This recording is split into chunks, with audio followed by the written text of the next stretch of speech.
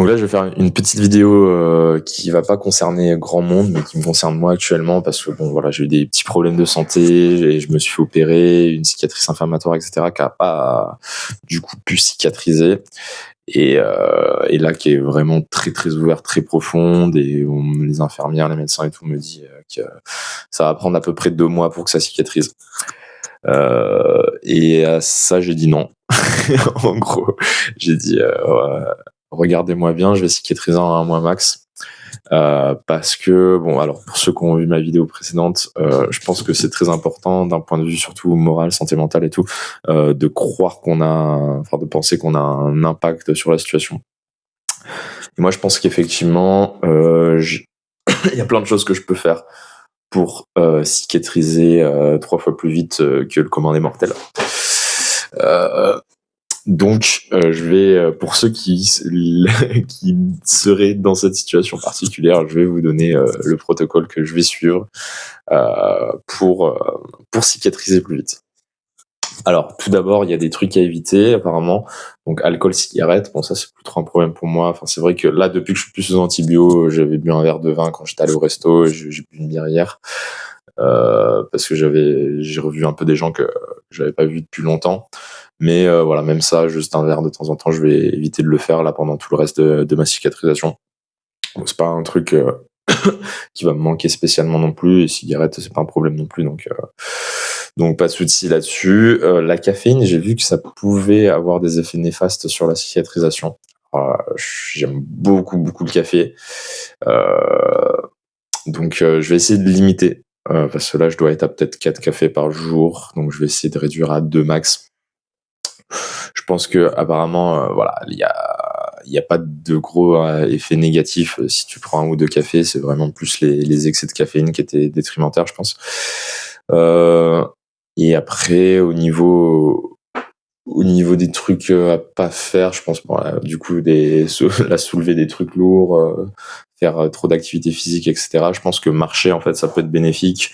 Déjà d'un point de vue, déjà pour pas rester toute la journée assis, pour éviter tout ce qui va être phlébite, etc.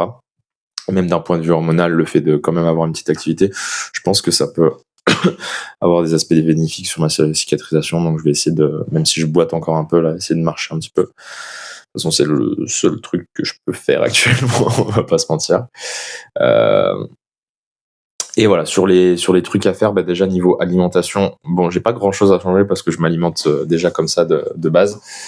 Mais de ce que j'ai vu, en fait, les aliments pour cicatriser plus vite, donc ça va être énormément de protéines parce que ça va être l'élément principal de la cicatrisation. Donc j'ai déjà une alimentation très forte en protéines. De ce que j'ai vu, c'était 1,5 g de protéines par pound. Donc par kilo, ça doit faire... attends, laissez-moi calculer. 2,2 fois 1,5, ça fait 3 et quelques. Waouh, je vais y arriver. Tac, tac. Donc ça fait 3,3 g de protéines par poids de corps. Là, je fais 72 kilos parce que j'ai perdu 10 kilos. Mais allez, on va faire par rapport à mon poids de forme pour être sûr. Je vais faire par 80 kilos. Non, ça fait beaucoup. J'ai dû me gourer dans le calcul. Je sais pas si je couperai ou si je laisserai. Bon, alors laissez-moi. Donc en pound, je fais en poids de forme 2,2 fois 80 kilos. Tac, 176 fois 1,5. Ouais, si. Oula, putain, mais c'est énorme. Ok, donc c'est même plus en fait que ce que je mange habituellement, quoi. Donc là, il me dit 264 grammes de protéines. Je pense qu'en fait, même là, je mange. C'est parce que 264 grammes de protéines, c'est vraiment énorme pour le coup. Mais voilà, genre, du coup, je vais peut-être même essayer de compter mes calories durant cette période. C'est vrai que j'avais pas capté que c'était autant quand même. Parce que quand les dernières fois où j'avais compté mes calories, je savais que j'étais large en protéines, hein, parce que j'étais à je sais plus combien, mais genre peut-être 200 grammes, etc. Donc, pour quelqu'un de normal, même sportif, c'est beaucoup, hein. Là, 264 grammes, ça me paraît vraiment énorme. Mais voilà, de toute façon, il n'y a pas vraiment de désavantage à avoir trop de protéines dans sa diète. Mais ouais, de ce que j'avais vu, c'était 1, c'est peut-être un peu beaucoup quand même. Et mais voilà, dans tous les cas, en fait, mon alimentation, c'est déjà beaucoup de viande rouge et d'œufs, ce qui est assez conseillé en fait pour la cicatrisation. Et au niveau des compléments, alors je prends de la collagène, de la créatine et de la L-citrulline en poudre. Et après, sinon, je prends du zinc, du magnésium, de la vitamine D. Et là, en ce moment, de la vitamine C aussi, du coup, en ce moment, que je prends pas spécialement d'habitude, parce que ça aide à la formation du collagène et à la cicatrisation. Et je prends des probiotiques. Alors d'habitude, en termes de probiotiques, je prends vraiment juste probiotiques un peu naturels, c'est-à-dire des aliments fermentés, que c'est du fromage au lait cru. J'aime bien le kombucha, voilà, c'est un peu pédé, mais bon, voilà, j'aime bien le kombucha, le kéfir, les trucs comme ça. Et là, j'ai pris en plus des probiotiques en gélule, là, parce que bon, du coup, j'ai passé 3 semaines sous antibio, donc ça, et des antibiotiques très très costauds, qui m'ont un peu détruit toute la flore intestinale. Donc, je peux pas vous cacher que niveau digestion, c'était pas plus trop ça. Voilà, ça commence à revenir. Et du coup, voilà, au niveau complément et niveau alimentation, du coup, ce que j'ai changé par rapport à d'habitude, c'est que d'habitude, je mangeais pas le matin. Je mangeais mon premier repas peut-être vers 13-14 heures et mon deuxième repas vers 19-20 heures. Et après, donc voilà. Là, je me rajoute un petit déj, donc pour avoir pour essayer d'augmenter un petit peu mes calories déjà parce que j'ai perdu beaucoup de poids et en plus pour atteindre le niveau de protéines que je veux atteindre, du coup, bah, faut forcément que j'augmente mes calories et bon. Là, je suis pas dans une période où prendre du poids, ça va me déranger. Justement, je pense que prendre du poids, ça peut être bénéfique pour bah déjà parce que j'ai perdu beaucoup de poids et même si le poids là que je vais prendre, ça va pas être du muscle, hein, bien sûr, mais pour tout ce qui est cicatrisation et récupération, je pense que prendre du poids, c'est quand même une bonne idée, hein, sans devenir obèse, bien sûr. Hein, si vous êtes en surpoids, je pense que effectivement, là, vous serez peut-être pas dans ce cas-là, mais quand vous êtes normal au niveau de l'IMC, je sais pas, enfin si vous êtes pas en surpoids en fait, je pense que prendre du poids, ça peut toujours être une bonne idée si vous êtes en récupération d'une blessure, d'une cicatrice, etc. Voilà, et parce que je pense que la cicatrisation va demander beaucoup d'énergie aussi, donc c'est toujours bien d'avoir un apport calorique déjà supplémentaire.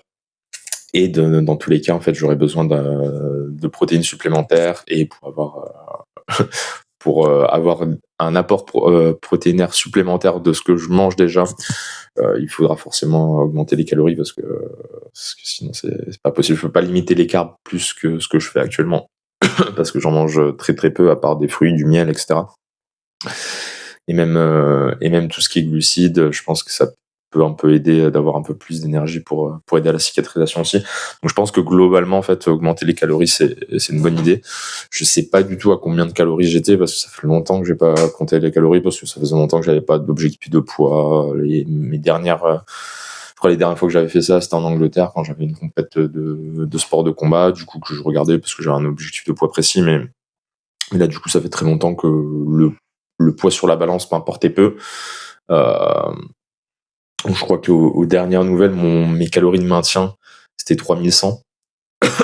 Ce qui est beaucoup hein, pour quelqu'un de 80 kilos. C'est juste que j'avais énormément de dépenses caloriques. Hein, je m'entraînais à peu près 2 fois par jour, etc.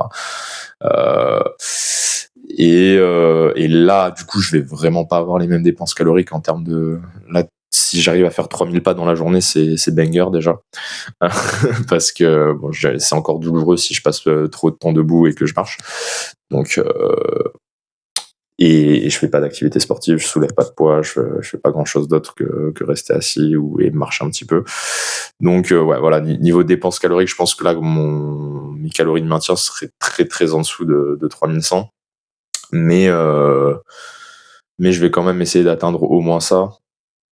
Parce que, comme je vous l'ai dit, je pense que prendre du poids et avoir un surplus calorique, c'est une bonne idée, en fait, dans ma situation. Donc voilà, niveau alimentation, bah pareil, je reste sur pas mal de viande rouge, d'œufs. Je rajoute des œufs le matin. Là, ce matin, je me suis fait une omelette avec un oignon, 5 œufs. Ce midi, je vais sûrement manger de la viande rouge avec peut-être un petit peu de légumes, des avocats, etc.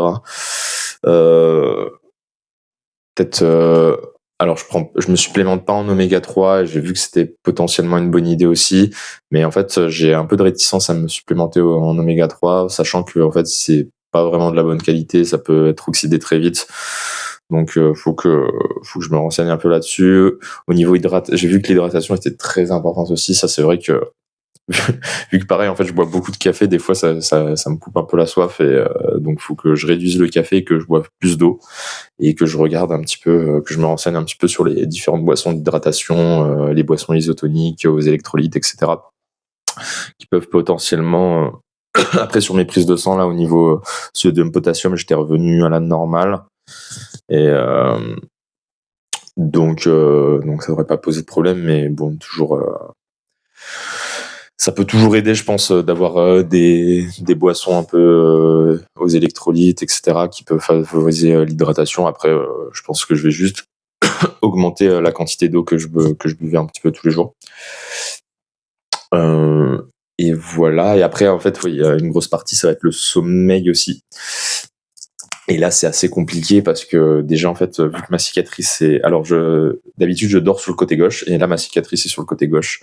Et du coup, je peux pas encore dormir sur le côté gauche. Déjà, sur le côté droit, c'est un petit peu douloureux. La position où c'est le moins douloureux, en fait, c'est sur le dos. Et j'ai vraiment pas l'habitude de dormir sur le dos. Et j'avais mis pas mal de trucs en place avant mes problèmes de santé pour favoriser mon sommeil. Et ça marchait super bien. Je ferai toute une vidéo sur le sommeil pour vous expliquer un petit peu les protocoles que j'avais mis en place, etc. Là, c'est plus compliqué, déjà parce que mon emploi du temps a été pas mal bouleversé. Il y a pas mal de trucs que je peux plus faire. Je mets toujours les petites bandelettes sur le nez pour m'aider à respirer par le nez. Sauf que dans la position où je dors, sur le dos, même avec les bandelettes sur le nez, j'ai l'impression de respirer par la bouche parce que, en fait, je le sens surtout quand je me lève. Le matin, là, j'ai la bouche pâteuse, un peu sèche, etc. Et ça, c'est souvent un signe que j'ai respiré par la bouche durant la nuit. Et ça, c'est une sensation que j'avais plus trop depuis que j'utilisais les bandelettes sur le nez, que je faisais un petit peu le protocole dont je vous parlerai pour le sommeil dans une autre vidéo. Et c'est vrai que je me levais le matin, j'avais la bouche normale, alors que pendant longtemps, j'ai eu la bouche pâteuse, etc. Et je pense que c'est parce que je respirais par la bouche un petit peu durant la nuit. Et là, du coup, j'avais plus ça.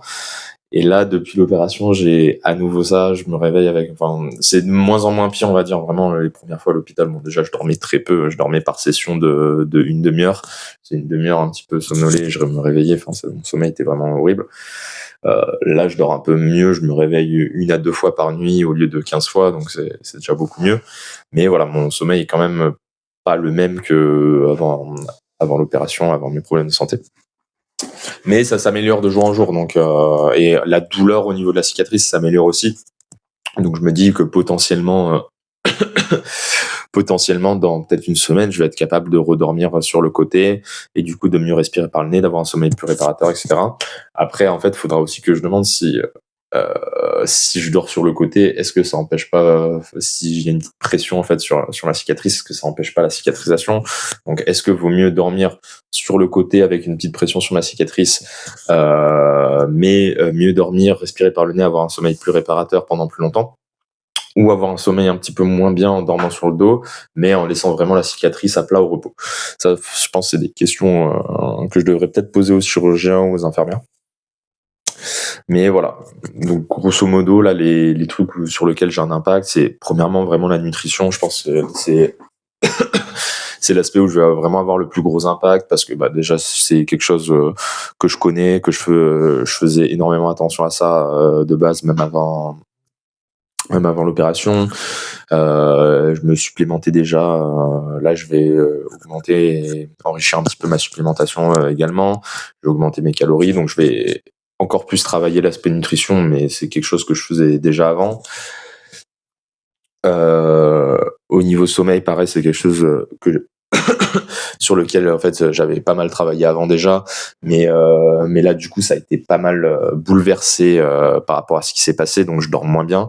Mais voilà, ça s'améliore un petit peu tous les jours et je vais essayer de faire encore plus d'efforts, de remettre en place les protocoles un petit peu que j'avais mis en place avant, même si c'est un peu plus compliqué en ce moment.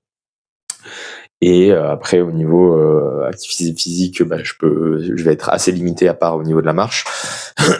Et sinon, voilà, le repos et l'hydratation. Et donc voilà, grosso modo, en fait, mon protocole. Si je découvre des nouvelles choses et que je mets de nouvelles choses en place, peut-être je ferai un update de cette vidéo. Mais voilà, en tout cas, si jamais il y a des personnes qui sont dans la même situation que moi, qui doivent guérir, là, c'est vraiment pour la cicatrisation, ça peut être à peu près n'importe quoi, ou je pense même pour la récupération de blessures de manière générale, hein, si vous êtes froissé un muscle, vous avez fait un claquage, etc. Je pense que ça peut être à peu près les mêmes protocoles, je pense, parce que ça est toujours la réparation des cellules et des tissus. Donc ça va être à peu près similaire. Mais voilà, moi, ce que je fais en fait pour ce que je vais mettre en place pour m'aider à la cicatrisation, je vous tiendrai au courant de si ça fonctionne effectivement, que je récupère plus vite que ce qui était prévu, ou si bon l'impact est très léger. Déjà, bon, dans tous les cas, ça peut pas avoir un impact négatif, hein, effectivement, mais ça peut avoir un impact très léger. Mais déjà, si c'est un impact très léger, c'est déjà ça. Mais voilà, j'espère que vraiment ça peut évoluer dans le bon sens, et je vous tiendrai au courant du coup par rapport à ça.